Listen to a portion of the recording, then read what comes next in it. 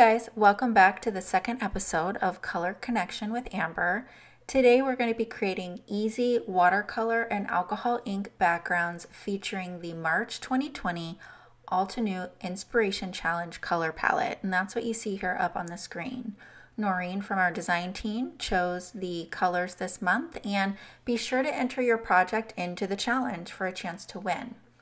We're going to be using the Adore You stamp set. This is an older set. I've had this set for a really long time, so I don't have the packaging for it anymore, but it is one of my favorites, and you can see that it's well used.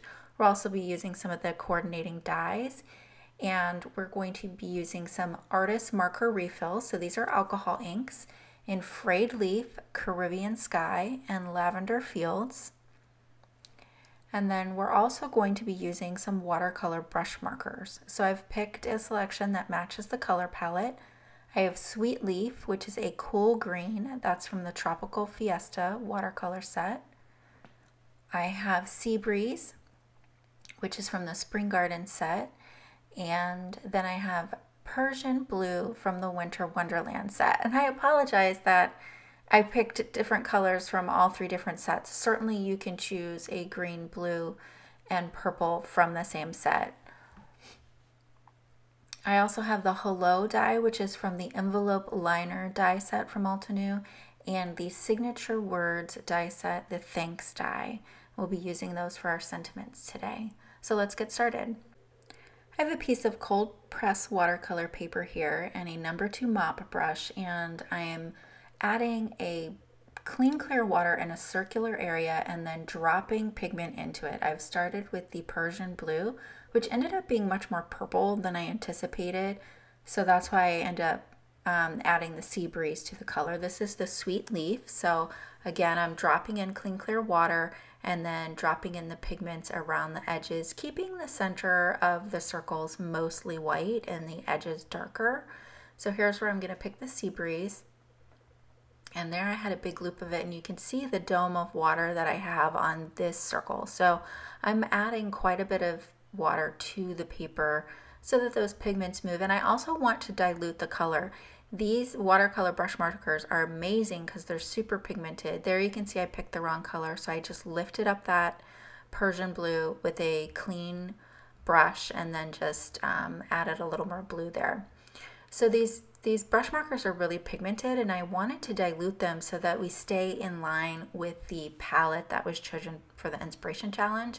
I didn't want anything too vibrant, but also it's okay if they're not completely pastel either. So once I have all of my circles down, and you do want to make sure that your pattern goes off the page so that you have that pattern paper look. And once I have all of these down, I'm going to dry it with a heat tool, and then I'm going to come in with a second coat of color. So this time I'm going to mix up the colors. So my circles are already dry. I'm wetting them again with a clean, clear water on the brush, and then I'm dropping in a coordinating pigment. So for the green, I'm dropping in blue. For the purple, I'm dropping in blue. And then for the blue circles, I'll drop in the Persian Blue or the purple, what I'm using for the purple.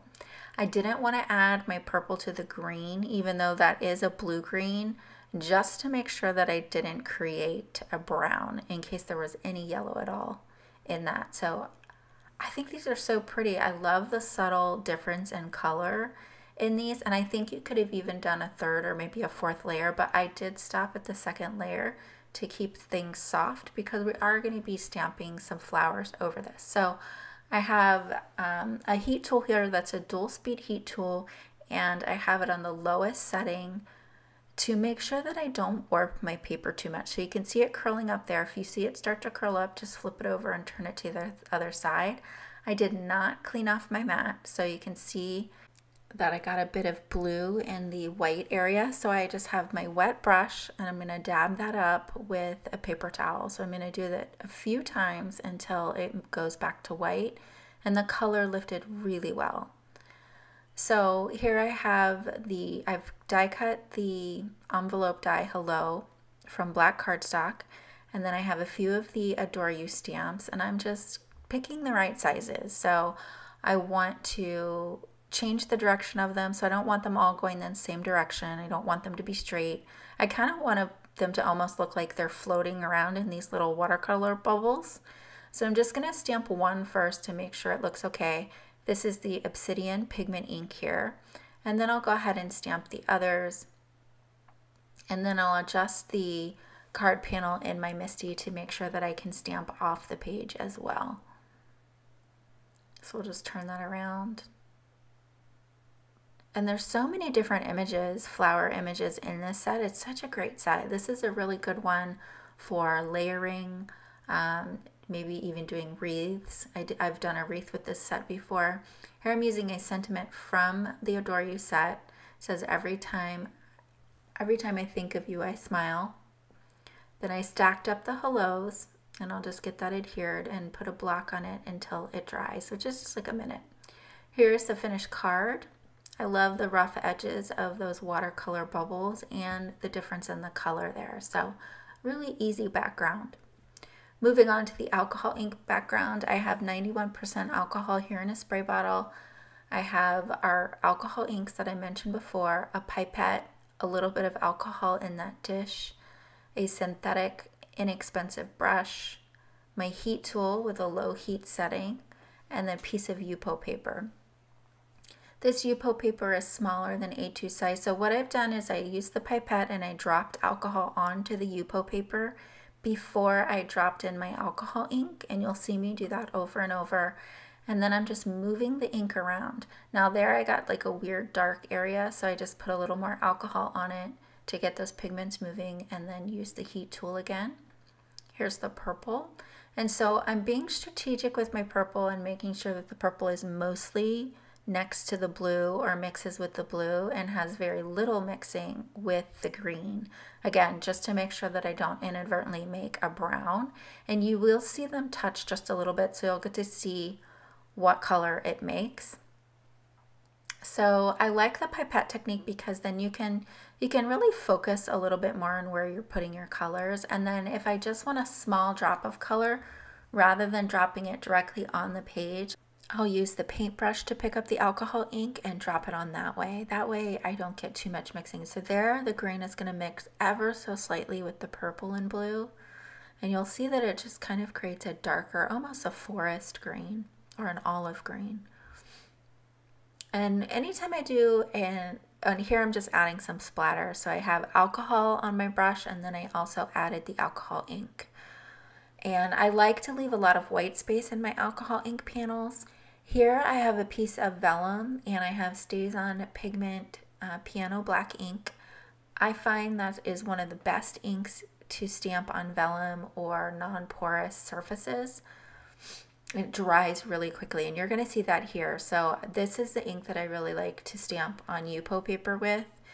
And I'm going to flip this over to put sticky back fun foam on the back. I'm going to stamp this twice, and you're going to see, I'm going to touch the ink to see if it's dry. Just right now, in the time it took me to take it out, it's dry already, which I think is amazing for Yupo paper because most inks will just stay wet forever. So I've put a piece of a sticky back fun foam behind it. I've die cut my vellum pieces, and I'm just going to use Ranger Multi-Medium Matte Glue. And I find as long as you put it behind the ink, you really can't see that adhesive at all, and it does dry matte, so it's not going to have a shiny effect. So I just put a little bit of tape runner on the back of these vellum leaves, and I'll put those underneath our alcohol ink panel. It was a little too distracting to have the leaves directly under the vellum flower.